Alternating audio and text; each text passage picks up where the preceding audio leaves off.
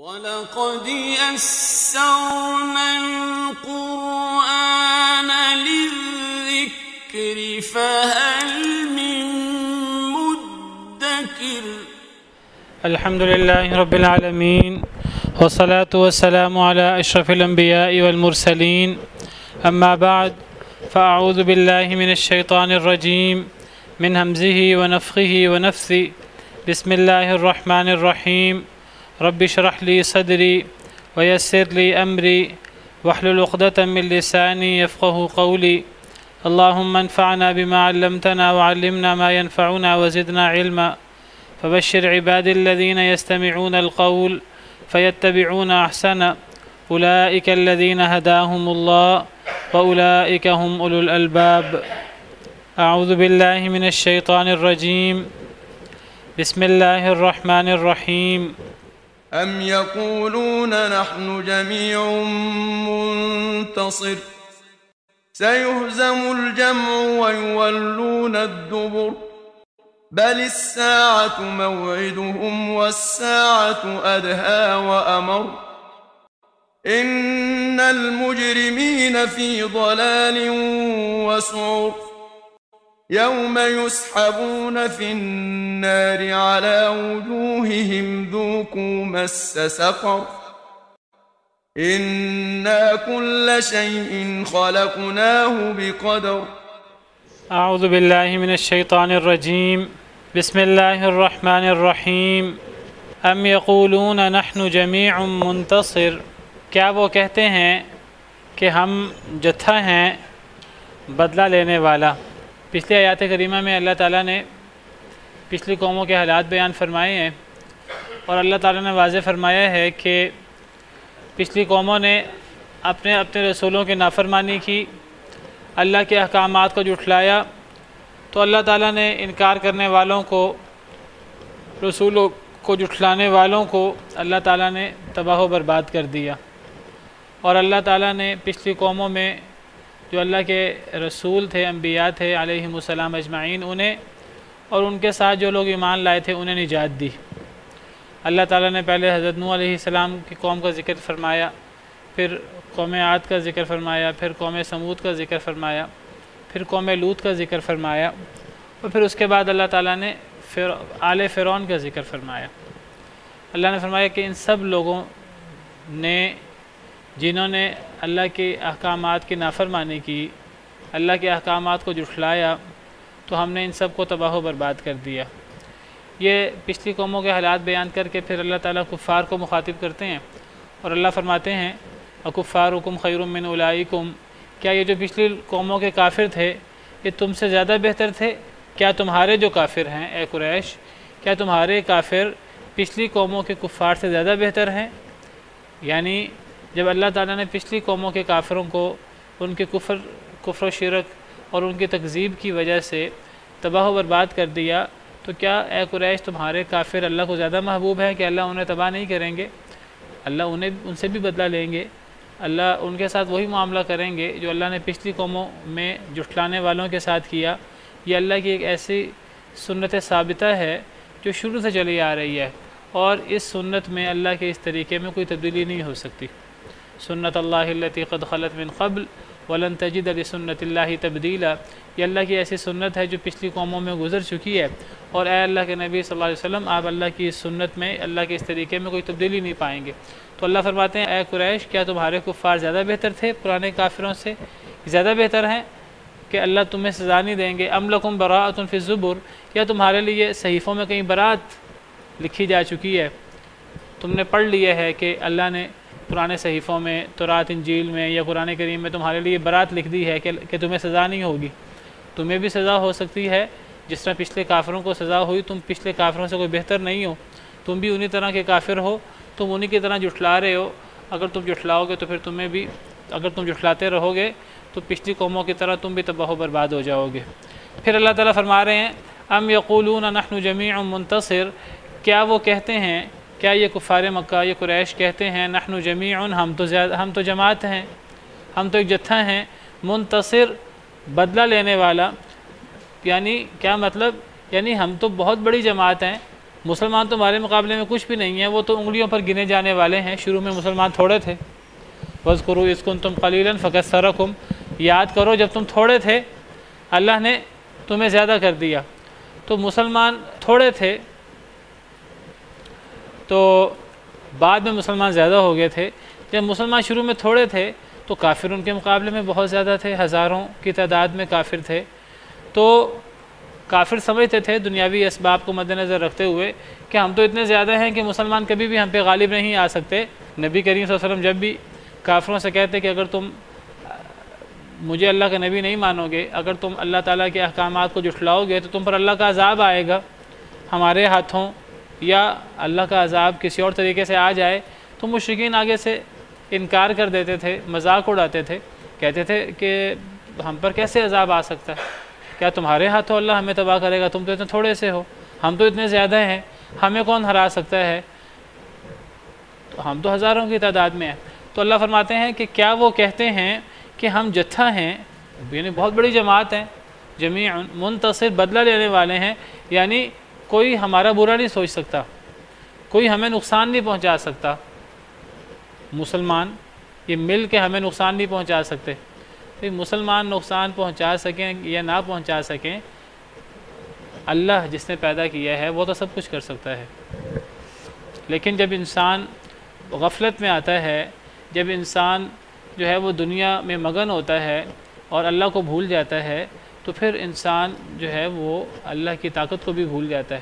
پھر انسان صرف دنیاوی اسباب کی بات کرتا ہے۔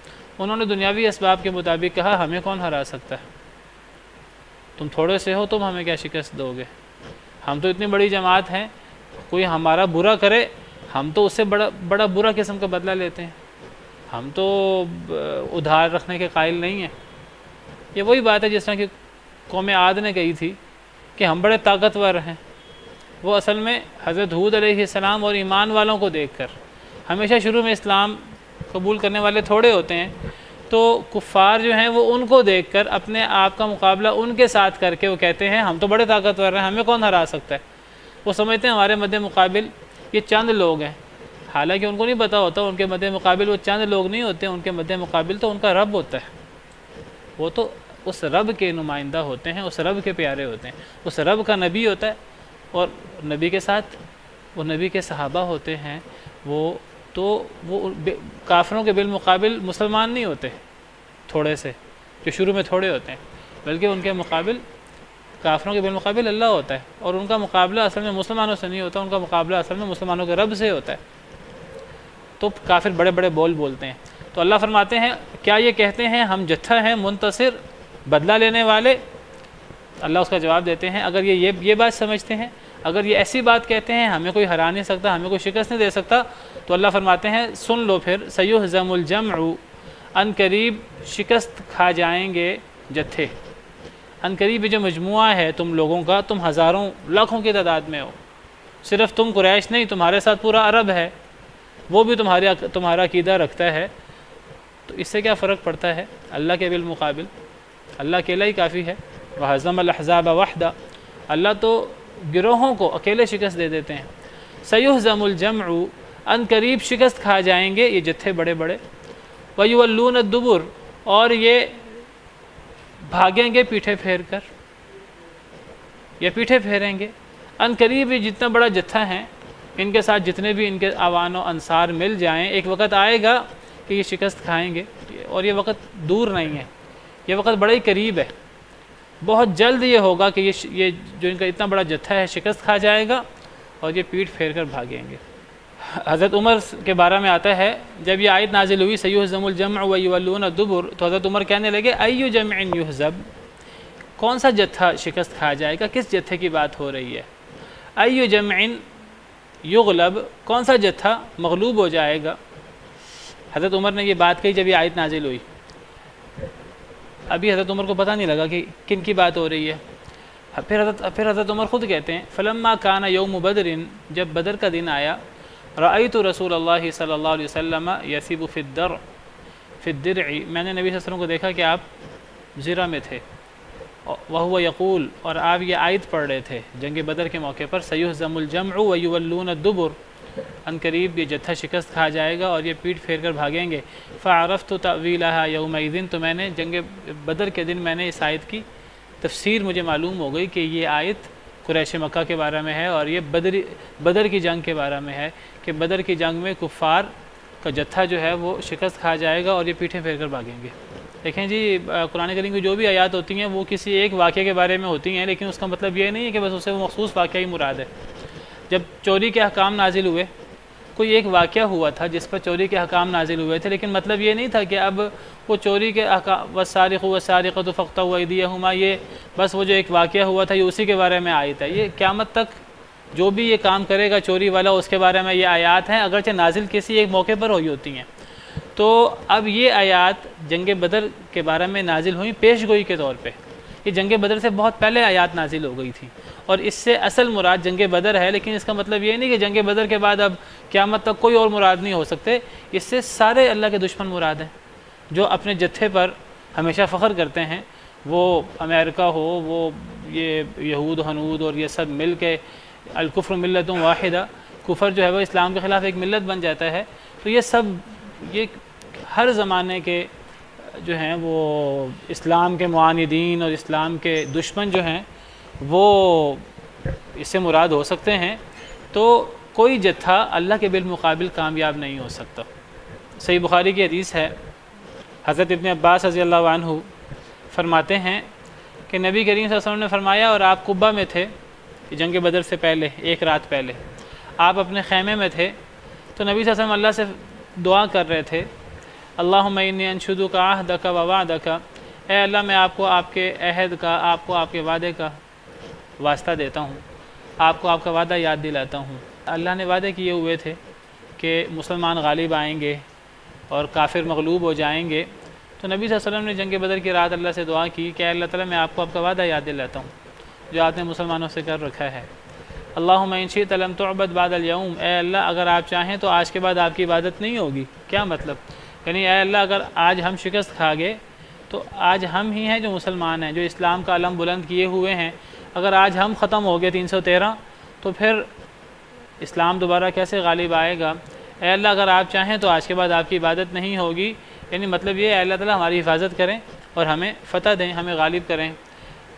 آپ نے بڑی شدت کے ساتھ، بڑی گریہ زاری کے ساتھ اللہ سے دعا کی۔ یہاں تو 2 الفاظ ہیں، 2 جملے ہیں، ورنہ لمبی دعا آپ نے کی۔ ان لمبی دعا میں سے اس دعا کا حصہ یہ بھی ہے۔ تو فاخذ ابو بکر بیدہ، تو حضرت ابو بکر صدیق خیمے میں داخل ہوئے اور انہوں نے نبی صلی اللہ علیہ وسلم کا ہاتھ پکڑ لیا۔ یہاں تفصیل نہیں ہے، دیگر احادیث سے پتہ لگتا ہے کہ آپ نے اتنی گریہ زاری سے دعا کی کہ آپ کی چادر مبارک گر گئی تھی اور آپ نے اس کو اٹھایا بھی نہیں تھا اور آپ دعا میں لگے رہے۔ آخرکار حضرت ابو بکر صدیق آئے اور آ کر آپ کا ہاتھ پکڑا، عرض کرنے لگے حسبک یا رسول اللہ، اے اللہ کے رسول اب بس کر دیجئے، بس کر دیجئے۔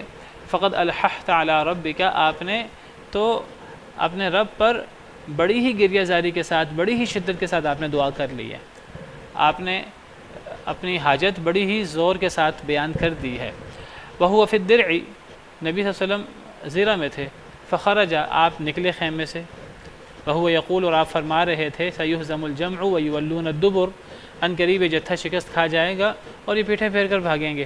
یہ رات کی بات ہے، ابھی جنگ شروع نہیں ہوئی تھی، تو نبی صلی اللہ علیہ وسلم یہ آیات پڑھ رہے تھے، سیہزم الجمع ویولون الدبر بل الساعۃ موعدہم والساعۃ ادھیٰ وامر، بلکہ قیامت ان کا وعدہ ہے، یہ تو دنیا کی سزا ہے، دنیا میں یہ جتھا شکست کھا جائے گا، یہ پیٹھیں پھیر کر بھاگیں گے۔ بل الساعۃ موعدہم، ان کا اصل وعدہ تو قیامت کا ہے، اصل سزا تو ان کو قیامت کے دن ملے گی۔ والساعۃ ادھیٰ وامر، قیامت زیادہ خوفناک ہے اور زیادہ کڑوی ہے، اس کا عذاب زیادہ سخت ہے، جو اصل سزا ہے۔ یہ تو دنیا کی سزا ہے، دنیا میں بھی انہوں نے شکست کھانی ہے اور پھر قیامت ان کی اصل سزا ہے۔ تو یہ آیتیں جنگ بدر کے موقع پر نازل نہیں ہوئیں، یہ آیتیں جنگ بدر سے کافی پہلے نازل ہوئی تھیں۔ جیسے ہم نے پیچھے حضرت عمر کی حدیث پڑھی، حضرت عمر کہنے لگے کہ کون سا جتھا مراد ہے، یہ کون مغلوب ہوگا؟ جنگ بدر کے موقع پر جب نبی صلی اللہ علیہ وسلم نے یہی آیتیں دہرائیں تو حضرت عمر کو پتہ لگ گیا کہ اس سے جنگ بدر اور یہ کفار مراد ہے جو جنگ بدر میں مسلمانوں کے بالمقابل آئے ہیں، ابو جہل اور اس کے ساتھی۔ اور ایسا ہی ہوا، 70 بڑے بڑے سردار مردار ہوئے اور 70 بڑے بڑے سردار جو ہیں وہ قیدی بنے۔ اور کافروں کی کمر ٹوٹ گئی جنگ بدر کے موقع پر، اس لیے اللہ نے جنگ بدر کو یوم الفرقان قرار دیا کہ یہ فیصلے کا دن ہے، حق و باطل میں فرق کا دن ہے۔ تو یہ اسی کے بارے میں سیہزم الجمع ویولون الدبر، تو یہ پیش گوئی ہے، اور یہ قرآن کریم کی حقانیت کی دلیل ہے۔ قرآن کریم میں بہت سے واقعات پہلے بیان ہوئے ہیں واقع ہونے سے پہلے، اور جیسے قرآن کریم میں بیان ہوئے ویسے ہی وہ واقع ہوئے، جس میں ایک واقعہ یہ بھی ہے جنگ بدر کا، پہلے ہی اللہ تعالیٰ نے پیش گوئی کر دی تھی، اور نبی صلی اللہ علیہ وسلم نے بھی ان آیات کو جنگ بدر کی رات پڑھا، اور جنگ بدر میں شکست ہوئی۔ انہی واقعات میں سے ایک واقعہ کہ رومیوں کو شکست ہو گئی تھی فارسیوں سے، تو اللہ تعالیٰ نے سورہ روم اتاری، اور سورہ روم اتار کر اللہ نے فرمایا کہ اصل میں جو رومی لوگ تھے وہ اہل کتاب تھے، اور مسلمان ان کے ہمدرد تھے، کیونکہ مسلمان بھی اہل کتاب تھے، مسلمانوں پر بھی کتاب اتری۔ اب رومی بھی اہل کتاب تھے، عیسائی تھے، فارسی وہ بت پرست تھے، وہ شرک کرتے تھے اللہ کے ساتھ۔ عیسائی شرک نہیں کرتے تھے، اس معنی میں شرک نہیں کرتے تھے، اگرچہ وہ حضرت عیسیٰ کی ذات میں غلو کرتے تھے۔ تو جو فارسی تھے وہ بت پرست تھے، تو قریش ان کے ساتھ تھے، قریش اور ان کے عقائد ملتے جلتے تھے، تو قریش فارسیوں کے ساتھ تھے اور مسلمان رومیوں کے ساتھ تھے۔ تو شروع میں رومیوں کو شکست ہو گئی، تو قریش بڑے خوش ہوئے، دیکھو ہم جن کی حمایت کر رہے ہیں فارسی وہ غالب آ گئے ہیں، تم جن کی حمایت کر رہے ہو تمہارے اہل کتاب مغلوب ہو گئے ہیں۔ تو اللہ تعالیٰ نے قرآن کی آیتیں اتار دیں، الف لام میم غلبت الروم، کہ روم مغلوب ہو گیا ہے، فی ادنی الارض قریب کی زمین میں، وہم من بعد غلبہم سیغلبون فی بضع سنین، اپنے مغلوب ہونے کے بعد وہ چند سالوں میں ہی دوبارہ غالب آ جائیں گے۔ سورہ روم میں اللہ تعالیٰ نے پیش گوئی فرما دی، اور حضرت ابوبکر نے شرط لگا لی اس پر۔ حضرت ابوبکر نے کہا کہ ان قریب رومی غالب آ جائیں گے۔ ابو جہل وغیرہ خوش ہو رہے تھے، تو ابو جہل کہنے لگا شرط لگا لو، شرط لگا لی حضرت ابوبکر صدیق نے، تو 5 سال کی شرط لگائی۔ نبی صلی اللہ علیہ وسلم نے فرمایا کہ 5 سال کی نہیں، زیادہ کی شرط لگاؤ، کیونکہ بضع سنین کا مطلب 3 سے لے کے 9 سال تک ہوتا ہے۔ بضع کا لفظ عربی زبان میں 3 سے لے کے 9 تک بولا جاتا ہے، تو آپ نے فرمایا 5 سال کی شرط نہ لگاؤ۔ اللہ نے 5 سال کی بات نہیں کی، اللہ نے بضع کا لفظ بولا ہے کہ ابھی رومی مغلوب ہو گئے ہیں، ان قریب غالب آئیں گے، فی بضع سنین، بضع سالوں میں، اور بضع سال کتنے ہوتے ہیں؟ وہ 3 سال سے لے کر 9 سال تک مراد ہو سکتے ہیں۔ تو نبی صلی اللہ علیہ وسلم نے حضرت ابوبکر سے کہا کہ 5 سال کی شرط نہ لگاؤ، ممکن ہے 5 سال میں ایسا نہ ہو، تو یہ زیادہ کی شرط لگاؤ، کیونکہ بضع کا لفظ 3 سے 9 تک بولا جاتا ہے۔ حضرت ابوبکر نے شرط بڑھا لی اپنی، اور آخرکار اللہ کا وعدہ تھا وہ پورا ہوا۔ میرے کہنے کا مقصد یہ ہے کہ قرآن کریم کے حقانیت کے دلائل میں سے ایک بڑی دلیل یہ بھی ہے کہ قرآن کریم کئی واقعات پہلے بیان کر دیتا ہے۔ وہ جو حضرت ابوبکر کا شرط لگانا ہے وہ اس موقع پر ہے جب ابھی اسلام کے احکامات پوری طرح ابھی اترے نہیں تھے۔ تو بہرحال وہاں اصل میں بات یہ تھی کہ حضرت ابوبکر صدیق تو قرآن پر ایمان لا رہے تھے، قرآن کی حقانیت کی بات کر رہے تھے کہ قرآن کہہ رہا ہے، کوئی حالات نہیں تھے کہ رومی غالب آ جائیں۔ جب کوئی قوم شکست کھاتی ہے تو وہ پوری تباہ و برباد ہو جاتی ہے، اور فارس بہت بڑی طاقت تھی، تو کوئی حالات نہیں تھے کہ رومی جو ہیں وہ 7-8 سال میں 9 سال میں غالب آ جائیں، لیکن قرآن نے کہا کہ وہ غالب آ جائیں گے، اور وہ غالب آ گئے۔ تو اصل مقصود یہاں اصل میں جو قرآن نے پیش گوئی کی وہ پیش گوئی پوری ہوئی۔ قرآن کریم میں ایسی باتیں موجود ہیں جو آج جو ہیں وہ دریافت ہوئی ہیں، ڈسکور ہوئی ہیں، لیکن قرآن کریم میں وہ باتیں 1500 سال پہلے موجود ہیں۔ تو گویا کہ وہ بھی پیش گوئی کی صورت ہے۔ ڈاکٹر ذاکر نائک ایسی بہت سی باتیں بیان کرتے ہیں، اور بہت سے سائنٹسٹ حضرات جو اسٹڈی کرتے ہیں اور پھر وہ مسلمان ہو گئے، جب انہوں نے مطالعہ کیا ان چیزوں کا، اور انہوں نے کہا یہ کیسے ممکن ہے کہ وہ باتیں جو آج دریافت ہو رہی ہیں، آج ڈسکور ہو رہی ہیں، اور قرآن کریم ان کے بارے میں 1500 سال پہلے بات کر رہا ہے۔ مثلا خون ہمارے جسم پہ گردش کرتا ہے، یہ بات ہمارا دین اسلام میں، قرآن کریم میں، حدیث مبارکہ میں یہ بات موجود ہے۔ یہ بات 50-60 سال پہلے، 100 سال پہلے ڈسکور ہوئی ہے، اس سے پہلے تو کسی کو پتہ نہیں تھا کہ خون ہمارے جسم میں گردش کرتا ہے۔ اور اس قسم کی چیزیں، بچے کی پیدائش کے بارے میں قرآن کریم تفصیلات بیان کرتا ہے۔ 3 قسم کے اندھیرے ہیں، تو یہ بچے کی پیدائش کے بارے میں یہ آیات پڑھ کے بہت بڑے ڈاکٹر تھے، ڈاکٹر مورس بکائے، وہ مسلمان ہو گئے اور انہوں نے کتاب لکھی پھر قرآن، بائبل اور سائنس۔ انہوں نے کہا کہ قرآن جو پیش گوئی کرتا ہے، قرآن جو سائنس کے مطابق ہے، کیونکہ قرآن کریم اللہ کی سچی کلام ہے، اس میں تحریف نہیں ہوئی، تو قرآن کریم میں وہ باتیں ہیں جو آج سائنسدان جو ہیں وہ دریافت کر رہے ہیں، اور یہ باتیں 1500 سال پہلے نبی صلی اللہ علیہ وسلم پر کس نے نازل کر دیں۔ تو قرآن کریم کی حقانیت کی ایک بڑی دلیل پیش گوئیاں قرآن کریم کی، یہ قرآن کریم کی حقانیت کی دلیل ہے۔ اسی طرح قرآن کریم اور احادیث مبارکہ میں قرب قیامت کی پیش گوئیاں ذکر ہیں کہ قرب قیامت یہ ہوگا، یہ ہوگا۔ تو بہت ساری پیش گوئیاں جو ہیں وہ قرآن کریم میں ہیں، احادیث مبارکہ میں ہیں، وہ پوری ہو گئی ہیں، اور بہت ساری پیش گوئیاں پوری ہونی ہیں۔ حضرت عیسیٰ کا اترنا، دجال کا آنا، اور پھر جو ہے وہ 3 جگہوں پر لوگوں کا یا بستیوں کا زمین میں دھنس جانا، سورج کا مغرب سے نکلنا، اور یاجوج ماجوج کا نکلنا، اور اس قسم کی چیزیں، دخان، دھوئیں کا نکلنا، ایک جانور نکلے گا جو لوگوں سے باتیں کرے گا، اور اس قسم کی چیزیں۔ احادیث مبارکہ میں بہت سی پیش گوئیاں موجود ہیں، بہت سی پیش گوئیاں پوری ہو چکی ہیں۔ 2 جماعتیں، بڑی جماعتیں لڑیں گی آپس میں، وہ مسلمانوں کی 2 بڑی جماعتیں لڑ چکی ہیں۔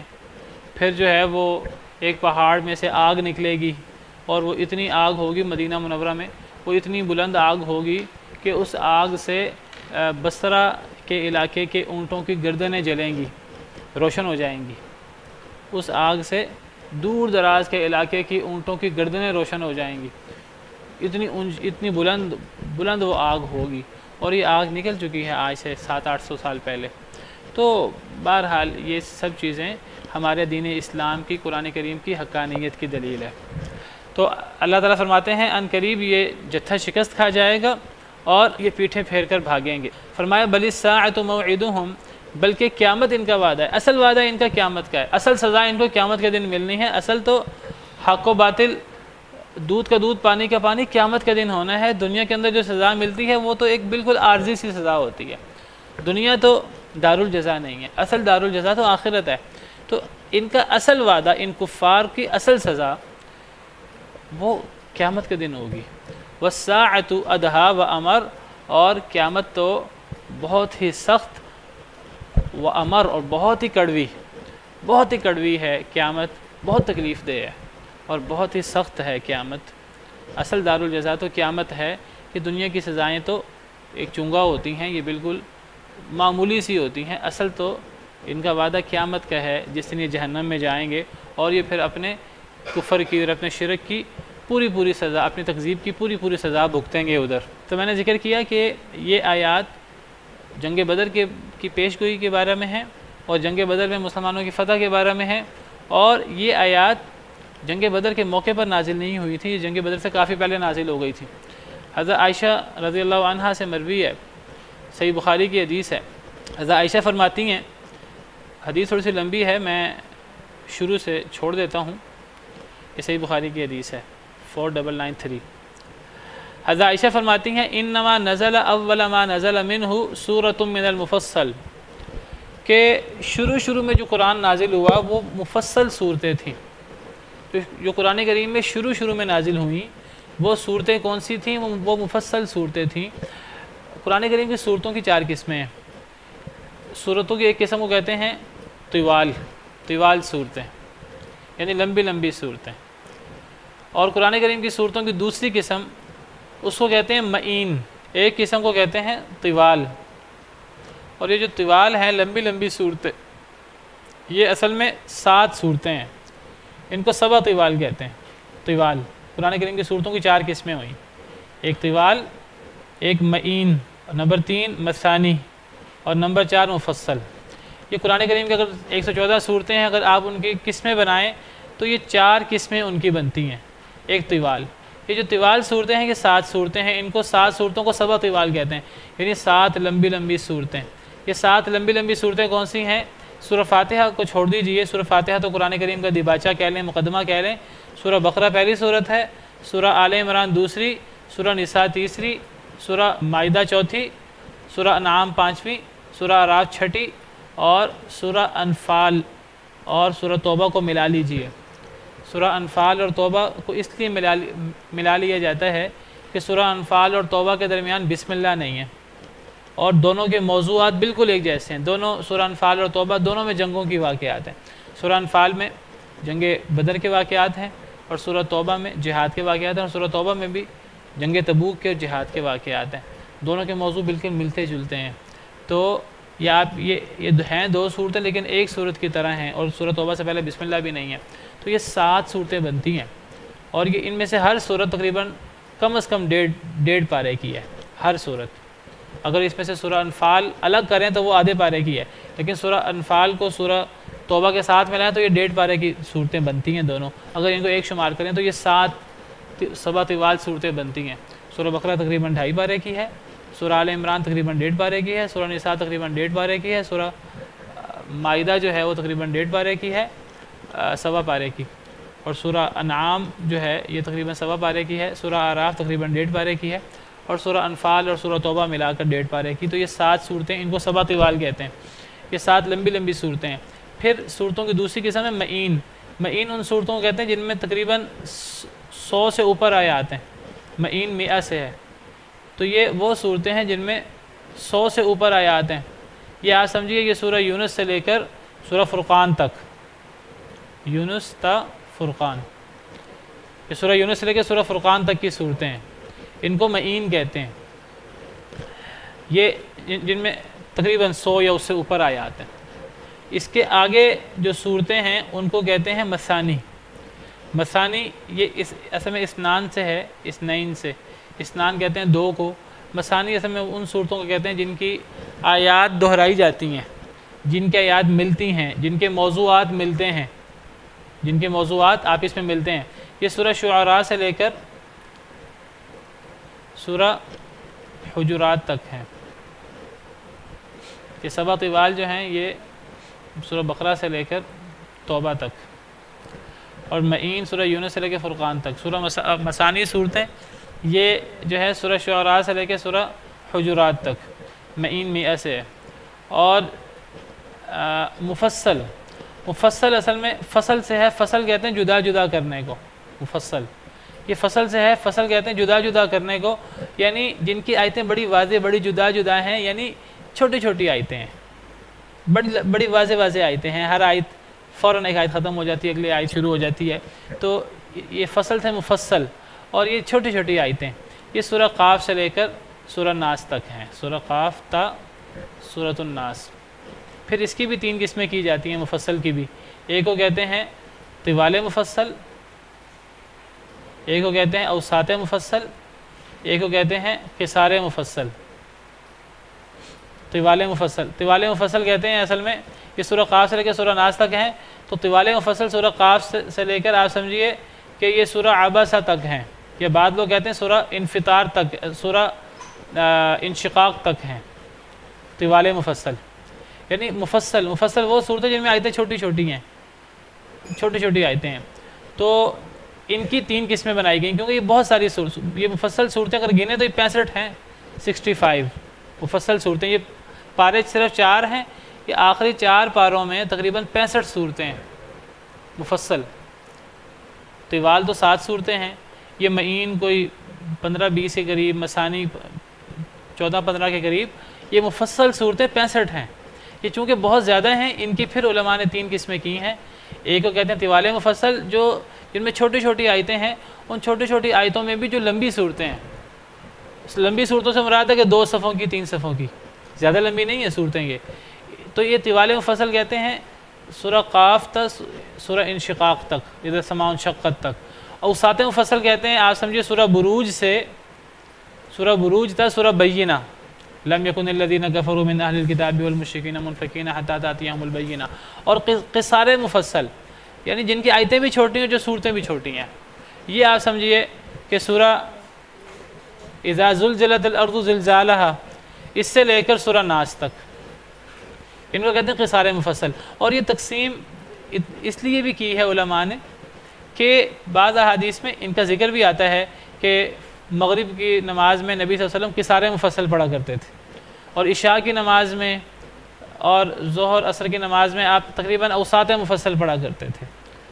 ان کے قریب قریب صورتیں، سورہ والشمس، سورہ واللیل، اور فجر کی نماز میں آپ طوال مفصل کے برابر صورتیں پڑھا کرتے تھے، سورہ قاف پڑھ لی، سورہ زاریات پڑھ لی، سورہ طور پڑھ لی، سورہ نجم پڑھ لی. تو یہ فجر کی نماز میں تقریباً آپ کی قرات اتنی ہی ہوتی تھی. تو ان صورتوں سب کو مفصل کہتے ہیں، جو سورہ قاف سے سورہ ناس تک ہیں. تو اذان کے بعد تو میں ذکر کر رہا تھا کہ مفصل صورتیں ان صورتوں کو کہتے ہیں جن میں چھوٹی چھوٹی آیتیں ہیں. تو حضرت عائشہ فرماتی ہیں، صحیح بخاری کی حدیث ہے، حضرت عائشہ فرماتی ہیں کہ قرآن کریم میں شروع میں جو صورتیں نازل ہوئیں مفصل صورتیں نازل ہوئیں، یعنی سورہ قاف سے لے کے سورہ ناس تک کی صورتیں زیادہ، یہ ساری صورتیں تقریباً شروع میں نازل ہوئی ہیں. یہ ساری مکی صورتیں ہیں. ان میں سے آپ سمجھیے اکثر صورتیں مکی ہیں، بعض 7-8 صورتیں مدنی ہیں، باقی ساری جو ہیں مکی صورتیں ہیں. حضرت عائشہ فرماتی ہیں قرآن کریم میں شروع میں مفصل صورتیں نازل ہوئیں، چھوٹی چھوٹی آیتوں والی. فیہا ذکر الجنت والنار، ان میں جنت اور آگ کا ذکر ہے، جہنم اور جنت کا ذکر ہے. شروع میں یہ صورتیں زیادہ نازل ہوئیں تاکہ لوگ جنت کی خواہش کریں، جہنم سے ڈریں، اور جہنم سے ڈر کر اور جنت کی خواہش کر کے وہ اپنے عقیدے کی اصلاح کریں. اس میں جنت جہنم کا ذکر ہے، عقیدے کا ذکر ہے، پرانے قوموں کے حالات کا ذکر ہے. حتیٰ اذا صاب الناس الی الاسلام، حتیٰ کہ جب لوگ اسلام کی طرف لوٹ آئے، زیادہ لوگ مسلمان ہو گئے، یعنی جب مدینہ منورہ میں نبی صلی اللہ علیہ وسلم آ گئے، نزل الحلال والحرام، تو حلال و حرام سے متعلقہ صورتیں تب نازل ہوئیں. حلال و حرام سے متعلقہ صورتیں کون سی ہیں؟ مدنی صورتیں جو مدینہ منورہ میں نازل ہوئیں. تو حلال و حرام والی صورتیں بعد میں نازل ہوئیں. حضرت عائشہ یہ بتانا چاہ رہی ہیں کہ جو ہمارے سامنے مصحف ہے، تو یہ جو مصحف کی ترتیب ہے، قرآن اس ترتیب سے نازل نہیں ہوا. پہلے سورہ فاتحہ، پھر سورہ بقرہ، پھر سورہ آل عمران، اس طرح قرآن نازل نہیں ہوا. پہلے مفصل صورتیں نازل ہوئی ہیں، سورہ علق، سورہ مدثر، سورہ مزمل، سورہ لہب، سورہ بنی اسرائیل، اور سورہ قمر، جس کے سامنے بات چل رہی ہے، سورہ قمر. تو حضرت عائشہ فرما رہی ہیں کہ قرآن میں پہلے مفصل صورتیں نازل ہوئیں، چھوٹی چھوٹی آیتوں والی، ان میں جنت جہنم کا ذکر ہے. جب لوگ اسلام کی طرف لوٹ آئے، زیادہ لوگ مسلمان ہو گئے، نبی صلی اللہ علیہ وسلم نے ہجرت کر لی، زیادہ لوگ مسلمان ہوئے تھے ہجرت کے بعد، تو پھر حلال و حرام کے متعلق صورتیں نازل ہوئیں. پھر حضرت عائشہ فرماتی ہیں، دیکھیے حضرت عائشہ بہت بڑی فقیہہ تھیں خواتین میں سے، وہ اتنی بڑی فقیہہ تھی، بڑے بڑے صحابہ ان سے مسئلے پوچھتے تھے. تو دیکھیے حضرت عائشہ جو ہیں وہ کیسے انہوں نے آبزرو کیا ہے ان چیزوں کو. فرماتی ہیں وَلَوْ نَزَلَ أَوَّلَ شَيْءٍ، پھر وہ وجہ بیان کرتی ہیں کہ شروع میں جنت جہنم والی اور توحید والی، عقیدے والی آیتیں اور صورتیں کیوں نازل ہوئیں، شروع میں حلال و حرام کیوں نازل نہیں ہوا. وہ فرماتی ہیں شروع میں چھوٹی چھوٹی آیتوں والی صورتیں نازل ہوئی ہیں، جنت جہنم والی باتیں اور عقیدے والی باتیں، حلال و حرام کی باتیں کہ شراب نہ پیو، زنا نہ کرو، تفصیلات جو ہیں یہ بعد میں نازل ہوئی ہیں. فرماتی ہیں اگر شروع میں نازل ہو جاتا لا تشربوا الخمر، شراب نہ پیو، تو لوگ کہتے، مسلمان کہتے لا ندع الخمر ابدا، ہم تو شراب چھوڑ ہی نہیں سکتے. اللہ نے شروع میں یہ نہیں فرمایا شراب نہ پیو، اللہ نے شروع میں عقیدے کی اصلاح کی ہے. شروع میں اللہ نے جنت جہنم کی آیتیں اتاری ہیں، لوگوں کو اللہ سے جوڑا ہے، لوگوں کو نبی سے جوڑا ہے، لوگوں کے دلوں میں دین کی محبت پیدا کی ہے، دین پر عمل کرنے کا جذبہ پیدا کیا ہے. شروع میں جنت جہنم کی بات کر کے، عقیدے کی بات کر کے.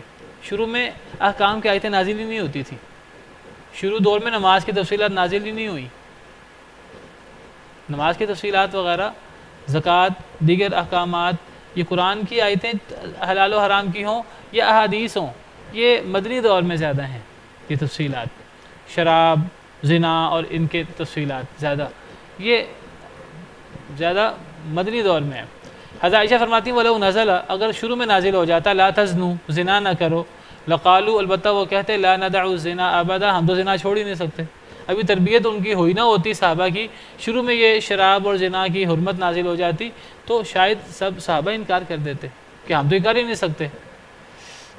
لقد نزل بمکۃ علی محمد صلی اللہ علیہ وسلم وَإِنِّي لَجَارِيَةٌ أَلْعَبْ بَلِ السَّاعَةُ مَوْعِدُهُمْ وَالسَّاعَةُ أَدْهَىٰ وَأَمَرُ. حضرت عائشہ فرماتی ہیں نبی صلی اللہ علیہ وسلم پر مکہ مکرمہ میں یہ نازل ہوا اور میں ایک لڑکی تھی، کھیلتی تھی، میں بچی تھی، میں کھیلتی تھی، اس وقت مکہ میں یہ آیتیں نازل ہوئی تھی بَلِ السَّاعَةُ مَوْعِدُهُمْ وَالسَّاعَةُ أَدْهَىٰ وَأَمَرُ. یہ جو آیت ہم پڑھ رہے ہیں، یہ آیت مکہ مکرمہ میں نازل ہوئی اور شروع دور میں نازل ہوئی. میں بچی تھی، میں کھیلتی تھی. حضرت عائشہ کی شادی نبی صلی اللہ علیہ وسلم سے مدینہ منورہ میں جا کر ہوئی ہے. مدینہ منورہ میں جا کر حضرت عائشہ فرماتی ہیں کہ مکہ مکرمہ میں ابھی چھوٹی بچی تھی، میں کھیلتی تھی تو یہ آیتیں نازل ہوئی تھی سورہ قمر کی. سورہ قمر تب نازل ہوئی ہے. تو اس وقت یہ آیتیں نازل ہوئی تھیں. اس وقت سورہ بقرہ، سورہ نساء، سورہ مائدہ، سورہ آل عمران وہاں نازل نہیں ہوئی مکہ میں. تو وہاں تو مفصل صورتیں نازل ہوئی تھیں. مکہ میں تو یہ حلال و حرام کی صورتیں، احکام کی صورتیں تو مدینہ میں نازل ہوئی تھی جن میں تفصیلات ہیں. اگر تفصیلات شروع میں نازل ہو جاتی ممکن ہے صحابہ کرام انکار کر دیتے. تو عائشہ فرماتی ہیں نہیں، شروع میں اس قسم کی آیتیں نازل ہوئیں، اس قسم کی صورتیں نازل ہوئیں. سورہ قمر، تو یہ سورہ قمر شروع کے سالوں کی صورتوں میں سے ہے. وما نزلت سورۃ البقرۃ والنساء الا وانا عندہ. سورہ بقرہ اور سورہ نساء نہیں نازل ہوئی مگر میں نبی صلی اللہ علیہ وسلم کے پاس تھی. یعنی میری شادی ہو چکی تھی. اس کے بعد نبی صلی اللہ علیہ وسلم پر سورہ بقرہ اور سورہ نساء نازل ہوئی ہیں. تو میں اصل میں یہ بتانا چاہ رہا تھا کہ یہ سورہ قمر ہے اور یہ جو آیات ہیں قیامت سے متعلقہ اور یہ جو سخت قسم کی آیات ہیں جنت جہنم کی، شروع دور میں یہ آیات زیادہ نازل ہوتی تھیں. تو یہ شروع دور کی آیت ہے. فرمایا ان المجرمین فی ضلال وسعر. بے شک مجرم لوگ وہ گمراہی میں ہیں اور مدہوشی میں ہیں. سعر، مدہوشی. اصل میں سعر کہتے ہیں نشے کو. کوئی بندہ نشے میں ہو، مدہوش ہو. تو مجرم لوگ وہ گمراہ ہیں، راہ حق سے بھٹکے ہوئے ہیں اور وہ مدہوشی میں ہیں، دیوانگی میں. جیسے کوئی بندہ شراب پی کر نشہ کر کے دیوانہ ہو جاتا، وہ دیوانگی میں ہیں، انہیں حق سمجھ ہی نہیں آ رہا. یوم یسحبون فی النار علی وجوہہم. جس دن انہیں گھسیٹا جائے گا آگ میں، وہ دن کو یاد کرو جس دن انہیں آگ میں گھسیٹا جائے گا. علی وجوہہم، ان کے چہرے کے بل. ان کو گھسیٹا جائے گا، وہ آئیں گے نہیں، ان کو دھکے مار مار کر گھسیٹ کر لے جایا جائے گا. اور گھسیٹ کر بھی پاؤں کے بل نہیں، چہرے کے بل گھسیٹا جائے گا، ذلیل کرنے کے لیے، رسوا کرنے کے لیے. ذوقوا مس سقر. اور کہا جائے گا، یہاں وقیل لہم کے الفاظ نہیں ہیں، وہ محذوف ہیں. یعنی اور کہا جائے گا ذوقوا، چکھو، مس سقر، چھونا جہنم کا. سقر کہتے ہیں جہنم کو. اس دن کو یاد کرو جس دن انہیں آگ میں گھسیٹا جائے گا چہروں کے بھل، اور ان سے کہا جائے گا کہ تم دنیا میں اللہ کی باتیں نہیں مانتے تھے، اب اس کی سزا تم جہنم کی آگ کے چھونے کی صورت میں چکھو. اب تم جہنم کی آگ چھوؤ اور تم جہنم کی آگ کی تم اب مزہ چکھو. مسا، چھونا، سقر جہنم کا. اب جہنم کی آگ تمہیں چھوئے گی اور تمہیں جلا کے راکھ کر دے گی، تو اور تم مرو گے بھی نہیں مستقل. تو اب یہ جہنم کی آگ اور یہ جلنے کا مزہ چکھو. یہ چونکہ مجرم گمراہی میں ہیں اور دیوانگی میں ہیں، دیوانگی کی سزا، دیوانگی سے نکالنے کے لیے کافروں کو اللہ نے آگ رکھی ہے. جب ان کو آگ چھوئے گی تب ساری دیوانگی ان کی دور ہو جائے گی، لیکن اس وقت پچھتانے سے کچھ حاصل نہیں ہوگا. چونکہ یہ دنیا میں گمراہی میں ہے، دنیا میں رستہ گم ہوا ہے. جو بندہ گمراہ ہوتا ہے وہ گویا کہ سیدھا نہیں چل رہا. سیدھا تو وہ چلتا ہے جو حق پر ہو. جو گمراہ ہے، جس کو رستے کے نہیں پتہ، وہ سیدھا چل ہی نہیں رہا. تو دنیا میں وہ علامتی طور پر حق پہ نہ چلتا رہا، اپنے پاؤں پر سیدھا سیدھا نہ چلتا رہا. اللہ نے قیامت کے دن اس کو باقاعدہ چہرے کے بل چلایا. قیامت کے دن وہ بندہ پاؤں کے بل چل ہی نہیں سکے گا. وہ قیامت کے دن چہرے کے بل چلے گا. چہرے کے بل چلے گا بھی نہیں، چہرے کے بل گھسیٹا جائے گا. اللہ تعالیٰ قرآن کریم میں کئی موقع پر اللہ نے یہ بات کہی ہے کہ قیامت کے دن کافر لوگ چہرے کے بل چلیں گے. اور اللہ قرآن میں فرماتے ہیں سورہ ملک میں افمن یمشی مکبا علی وجہہ اہدی امن یمشی سویا علی صراط مستقیم. جو چہرے کے بل چلے وہ زیادہ ہدایت یافتہ ہے کہ جو سیدھا چلتا ہے وہ ہدایت یافتہ ہے. یعنی یہ سمجھانا یہ مقصود ہے کہ جو کافر ہوتا ہے، جو حق پر نہیں ہوتا، گویا کہ آپ سمجھو جو حق پر ہے وہ تو سیدھا چل رہا ہے پاؤں کے بل. جو حق پر نہیں ہے، جو بھٹکا ہوا ہے، وہ سمجھو چہرے کے بل چل رہا ہے. اب چہرے کے بل چلنے والا الٹا شخص کھڑا ہو اور چہرے کے بل چل رہا ہو یا چہرے کے بل گھسٹ رہا ہو، وہ زیادہ حق پر ہے کہ جو پاؤں کے بل چل رہا ہو سیدھا سیدھا وہ حق پر ہے. ہر بندہ کہے گا جو پاؤں کے بل چل رہا ہے وہ حق پر ہے. تو گویا کہ جو بندہ راہ حق سے بھٹکا ہوتا ہے وہ ایسے ہی جیسے کہ وہ منہ کے بل گھسٹ رہا ہو، وہ چل نہ رہا ہو. جو بندہ آنکھوں سے دیکھتا ہو وہ حق پر ہے، جو آنکھوں سے نبینا ہو وہ حق پر ہے. قیامت کے دن اللہ ان کو نبینا اٹھائیں گے، قیامت کے دن اللہ ان کو چہرے کے بل چلائیں گے.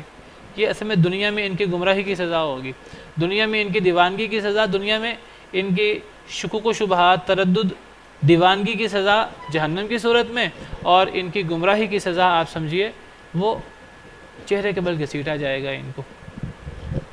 اچھا، یہ جو آیات ہیں ان المجرمین فی ضلال وسعر، یہ آیات قریش مکہ کے بارے میں بھی ہیں، اور یہ آیات ہر قسم کے کافر کے بارے میں جو اللہ کے احکامات کا انکار کرے، جو سیدھا سیدھا قرآن و سنت پر نہ چلے. یہ آیت ہر مجرم کے بارے میں ہے. اچھا، اس سے اگلی آیت میں بس آیت کا ترجمہ کر دیتا ہوں، باقی اس کی وضاحت انشاءاللہ کل پڑھیں گے. اِنَّا كُلَّ شَيْءٍ خَلَقْنَاهُ بِقَدَرٍ، بے شک ہم نے ہر شے کو پیدا کیا ہے اندازے سے، ایک تقدیر کے ساتھ. اس آیت کریمہ میں اللہ نے تقدیر کو ثابت کیا ہے کہ اللہ نے یہ نہیں کیا کہ چیزیں پیدا کرتے رہے، جیسے حالات بنتے گئے ویسے ویسے اللہ معاملہ کرتے گئے. ایسے نہیں ہوا، بلکہ اللہ کو اپنے علم سے پتہ تھا کہ یہ ہوگا. اللہ نے ان چیزوں کے بارے میں اللہ کو پہلے سے ہی پتہ تھا کیا ہوگا، اللہ نے پہلے سے اندازہ لگا لیا تھا. اللہ کو انسانوں کو دنیا میں پیدا کرنے سے پہلے پتہ تھا دنیا میں کتنے انسان، کتنے ارب، کتنے کھرب، قیامت تک کتنے انسان ہوں گے. اللہ کو پہلے پتہ تھا. اللہ نے دنیا ان کے مطابق بنائی. لوگ کہتے ہیں کہ جی دنیا میں پانی ختم ہو جائے گا، دنیا میں کھانا ختم ہو جائے گا، آبادی کم ہونی چاہیے، یہ ہونا چاہیے، وہ ہونا چاہیے. اللہ کو حساب نہیں پتہ تھا. جب اللہ نے دنیا میں انسانوں کو بھیجا، اللہ کو حساب پتہ تھا. اللہ کے احکامات پر عمل ہوتا رہے اور انسان اللہ کے احکامات کے مطابق اسراف وغیرہ سے، ان چیزوں سے بچے اور اللہ کے احکامات کے مطابق زندگی گزارتا رہے. تو دنیا میں جو اللہ نے انسانوں کے لیے پیدا کیا، انسانوں کے لیے کافی ہے. جب لوگ ظلم و زیادتی کرتے ہیں، لوٹ کھسوٹ کرتے ہیں، تو اس قسم کے حالات پیدا ہوتے ہیں. تو اللہ نے ہر چیز کو اندازے سے پیدا فرمایا. اس آیت سے تقدیر کا مسئلہ ثابت ہوتا ہے، اور تقدیر کا مسئلہ یاد رکھیں ایمان سے تعلق ہے. جو بندہ تقدیر کو نہیں مانتا وہ بندہ کافر ہوتا ہے. ایمان کے 6 ارکان ان میں سے ایک رکن تقدیر ہے. اور احادیث مبارکہ سے پتہ لگتا ہے یہ جو آیت ہے ان المجرمین فی ضلال وسعر یوم اور قیامت کے دن ان کی جہنم کی بات ہے، یہ آیت در حقیقت تقدیر کے منکرین کے بارے میں ہے. یہ آیت ویسے عمومی طور پہ ہر قسم کے کافر اور مجرم کے بارے میں ہو سکتی ہے جو راہ حق سے بھٹکا ہوا ہے. کل انشاءاللہ آپ کے سامنے احادیث پیش کروں گا، صحیح احادیث، جن سے پتہ لگتا ہے کہ یہ جو ان المجرمین فی ضلال وسعر یوم یسحبون فی النار علی وجوہہم ذوقوا مس سقر، یہ آیتیں ہر قسم کے کافر کے بارے میں بھی ہیں، اور خاص طور پہ تقدیر کے منکر کے بارے میں یہ آیات ہیں. اور یہ فتنہ پیدا ہوا تھا صحابہ کرام کے دور میں. کل اس کے بارے میں تھوڑی سی روشنی ڈالوں گا. تقدیر کے منکر لوگ وہ کافر ہوتے ہیں، چاہے وہ مسلمانوں کے اندر ہوں. تو مسلمان جو ہیں وہ تقدیر کو ماننے والے ہیں، وہ اس بات کو ماننے والے ہیں اللہ نے جب چیزوں کو پیدا کرنا چاہا اللہ کو پہلے سے پتہ تھا کہ کیا ہوگا اور کیا نہیں ہوگا. تو الذی قدر فہدی، کل انشاءاللہ اس موضوع پر روشنی ڈالیں گے.